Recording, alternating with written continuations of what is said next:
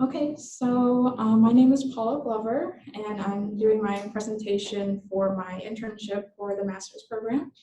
I did mine at ARTI, and I'm going to explain what my project was in defining wearable technologies for optimal use, and then some considerations and recommendations about that. So RTI is an independent nonprofit research institute dedicated to improving the human condition. It's headquartered in RTI, so Research Triangle Institute, and also the park as well in North Carolina. And this was established in 1958 as part of a partnership between government and educational sectors wanting to increase expertise in research insights into a variety of different fields. RTI also has a lot of different partnerships with different North Carolina universities, UNC included. So there's 24 offices worldwide covering 8 subject areas, and I included each one just so everyone can see that they really do a lot of work in different areas and try to improve everyone's way of life throughout the world. So I have health here highlighted just because that's going to be the focus for today. And you see that there's a lot of different policy areas and practice areas within this subject. So specifically, RTI's digital health and clinical informatics team works with clients to explore how patients and clinicians can use technology to improve individual health, self-management, population health, and provider-based healthcare. And they do a lot of work with evaluation of design and usability of health IT, so health information technologies. And I have 2 of them highlighted because those are going to come into play a little bit later. So specifically, the digital health internship was a collaboration with DHCI, and it was designed to teach students skills in implementing and evaluating digital health devices within healthcare projects. And this was my mentor, Robert Fervor, and he does a lot of work with DHCI in implementation and evaluation of digital interventions. And also Alexa Ortiz, and she also helped with us throughout the summer, and her work is mostly in innovative uses of health IT.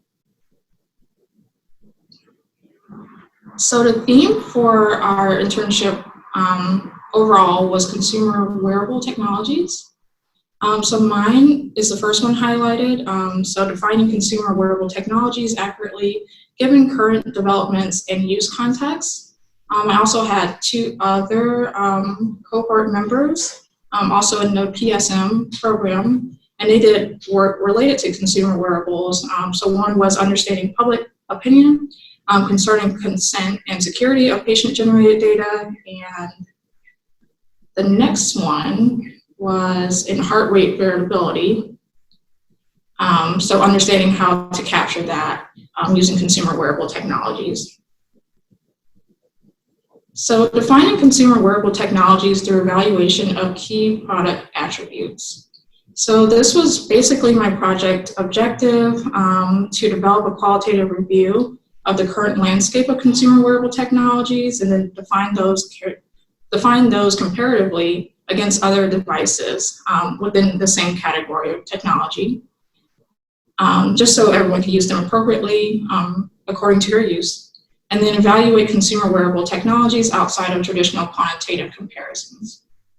And then these are some of the questions that I was going to try to answer with this project. So we have how can we synthesize available literature around this subject? What characteristics of consumer wearable technology, what are the characteristics of consumer wearable technologies, and how do these characteristics compare with clinical grade devices? How much overlap exists between consumer wearable technologies and clinical grade devices, and then how do we categorize this overlap? Is there any current literature seeking to address classification guidelines for use of consumer wearable technologies qualitatively? And is there an available framework or a set of guidelines for use of wearable technologies? So the first part is the synthesis of literature on the current landscape. And so here I outline my search strategies. So basically just reviewing publications. So I have JMIR, PubMed, ScienceDirect, as well as other different websites using Google that focused on consumer technology and healthcare innovation. And then some of the search terms were, of course, consumer wearable technologies, but then also things like fitness trackers, activity trackers, and specific terms for different ways that these trackers measure data. And the inclusion criteria for this was had to be marketed to everyday consumers, so anyone like you or I that could easily just go and pick up one of these fitness trackers or health devices. It must have had some sort of health or fitness purpose. So some devices are just mainly for everyday use for convenience, but don't have a health aspect to that, so we wanted to get rid of those. And then anything that was in a watch-like form just to kind of, narrow our scope down a little bit more. And so I include this visual just to kind of visualize this a little bit better. And in total for this project, I used 40 sources, and there's no true count of how many I actually reviewed, since this wasn't a systematic review, it was a qualitative one. So background context now, so getting into the Internet of Things. So the Internet of Things describes the connection of material objects to the Internet via embedded sensory technologies. It was first coined in 1999 in reference to linking objects to the Internet via radio frequency identification tags. And so IoT really represents a state of heightened communication where objects can interact with one another, but also any end users who want to use them and create meaningful ways of interaction. And IoT is currently being used in a variety of different industries. And as you can see, healthcare is one of them. So the Internet of Health Things specifically applies Internet of Things to healthcare. And it transforms the treatment process by way of sensory machines and devices that continuously monitor and collect patient data electronically.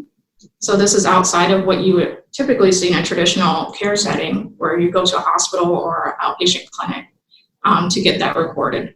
And this supports more precise clinical diagnoses and decisions that improve patient safety and outcomes.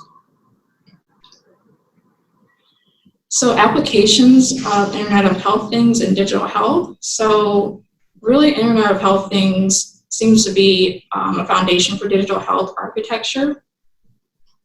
Digital health consists of any of the applications and media that we try to use as far as improving medical content, commerce, and connectivity.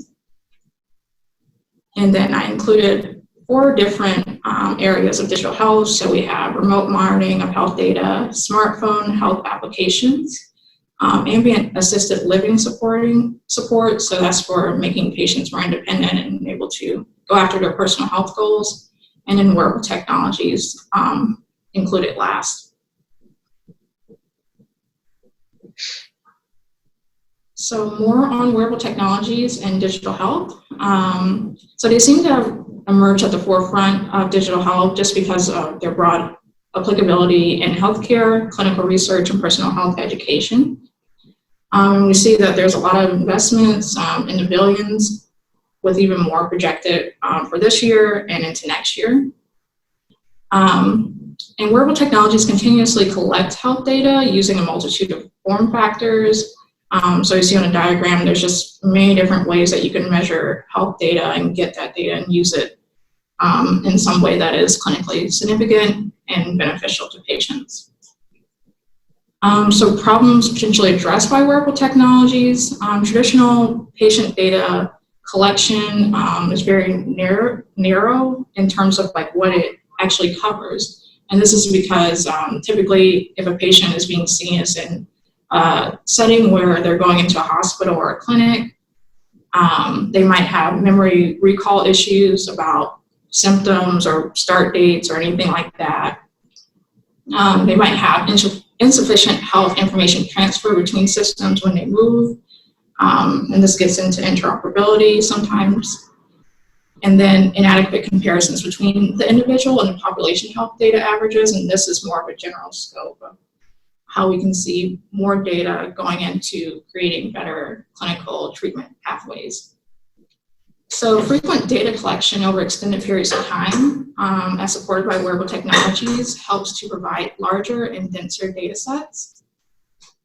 And again, this creates greater quality of data and then a deeper understanding of disease and treatment variability. So wearable technologies in support of the quantified self movement. So this is something that is emerging with a lot of speed. It aims to better inform people about their health through quantifiable self-monitoring actions. So this is most apparent in wearable technologies directed to consumers about tracking their fitness and their health. Sleep comes up a lot, so different things like that. And we see that it offers patients an avenue to understand their health independently outside of what you might see in an interaction with a medical professional. So here I included just a few different products and what their claims would be. And I pulled these directly from the website. So for Apple Watch Series 5, the Proactive Health Monitor, it goes into a little bit more detail about how this can help a patient or anybody really kind of improve their health through these different applications. And I included, one for the ECG. So wearing an ECG on your wrist at any time, anywhere, similar to a single lead electrocardiogram. And you can see that these claims are kind of trying to make sure that patients know or people know that these things are equivalent with medical devices. Here we have the Garmin Venue Fitness Tracker. So again, more bold claims about capturing health data and improving that through this use of this product. And then some different applications, so advanced sleep monitoring and heart rate sampling as well. And then a third, the Fitbit Versa 2, health coaching reimagined. So this one gets more into a specific part of Fitbit Care. And their claims are that by using this product and the coaching application, as well as the Fitbit Care, that it accelerates health outcomes in comparison to traditional clinical care and anything else outside of that. And this is in hypertensive patients over a year.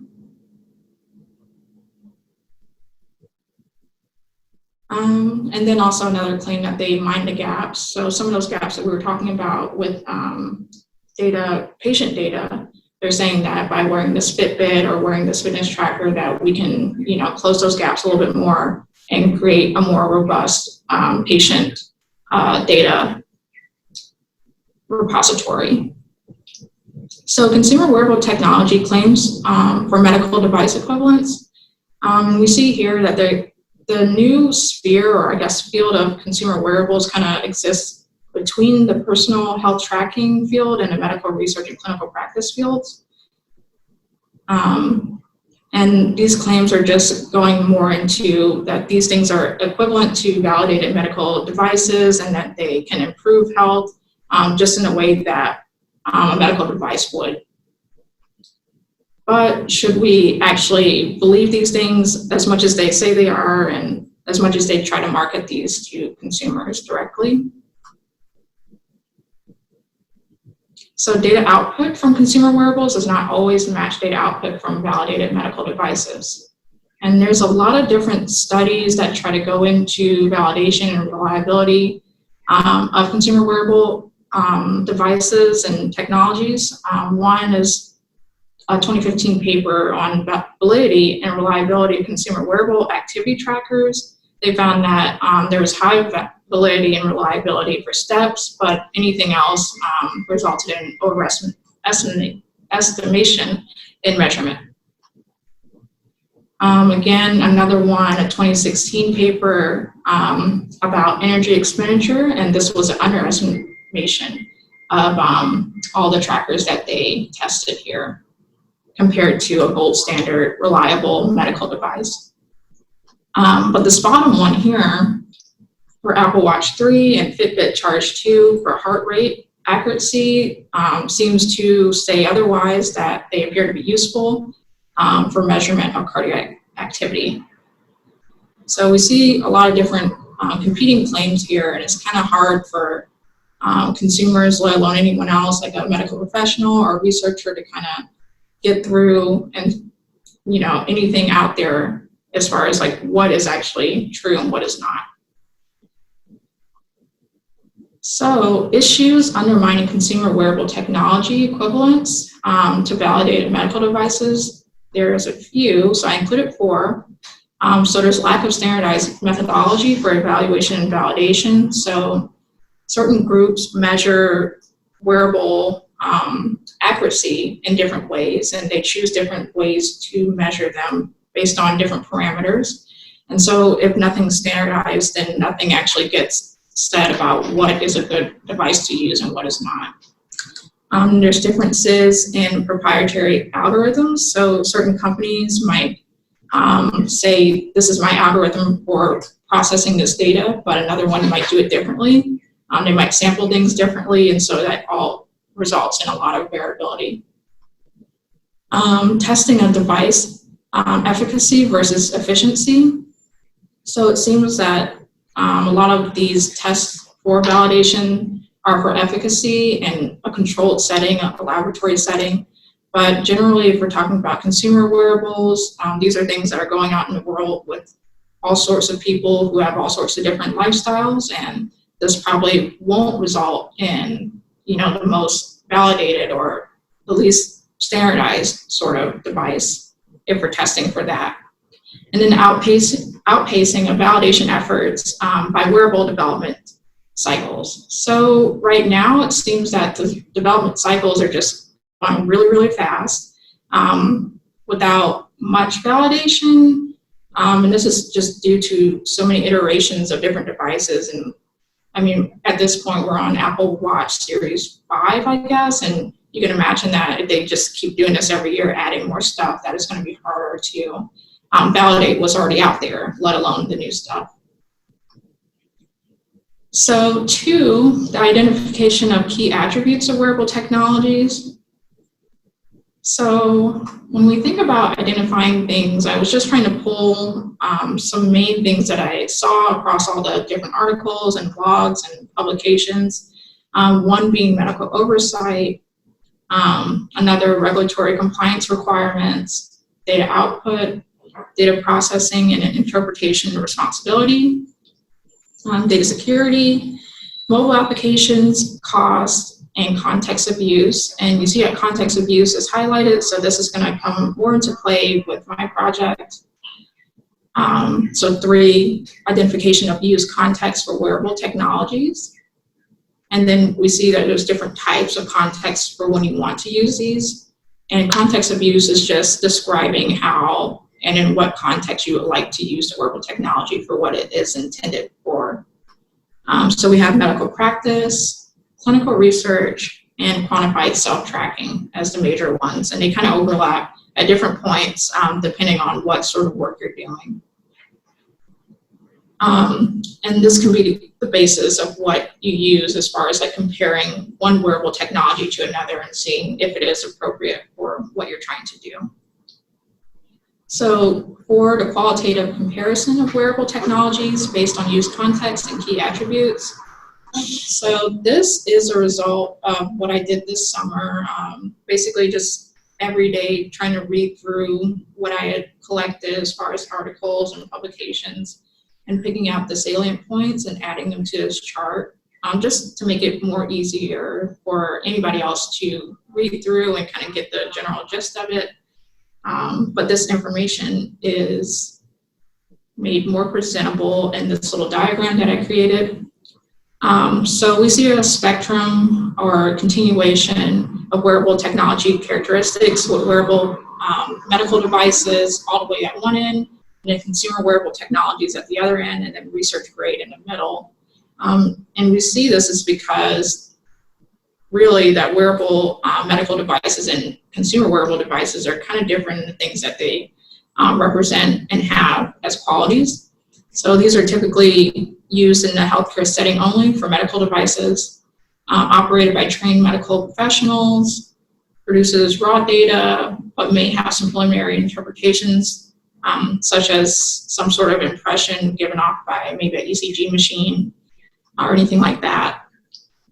Data interpretable by medical professionals, strict FDA clearance, strict HIPAA regulations for data sharing. So typically none of the data would be shared in any sort of way unless it was medically relevant or harmful for someone else. And then no associated mobile applications.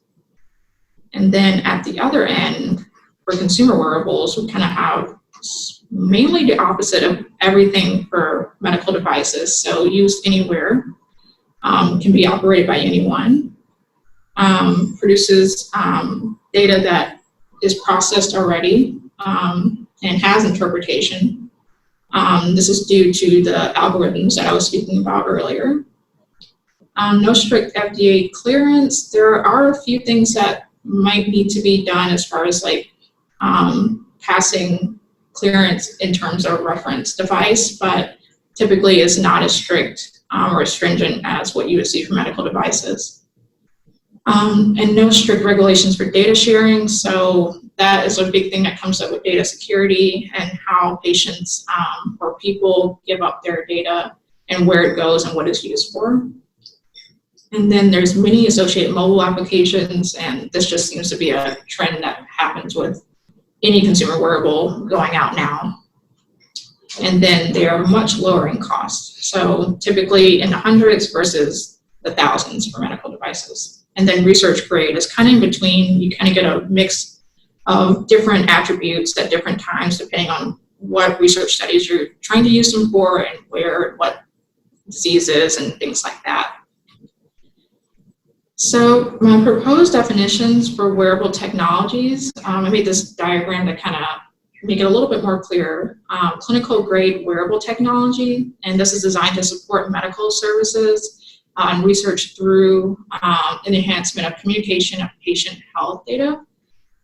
And specifically within that, we have wearable medical devices, and that supports the delivery of healthcare services and also supports diagnoses and treatment decisions. And then we have research-grade wearable technologies that are typically used in clinical trials, and they have to do with things about like protocol adherence and patient tracking, but also may inform a clinician's decisions.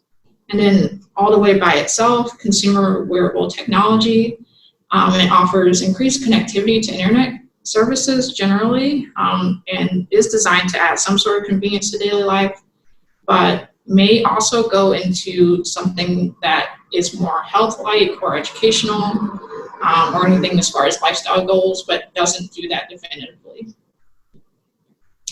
So considerations for wearable technology usage.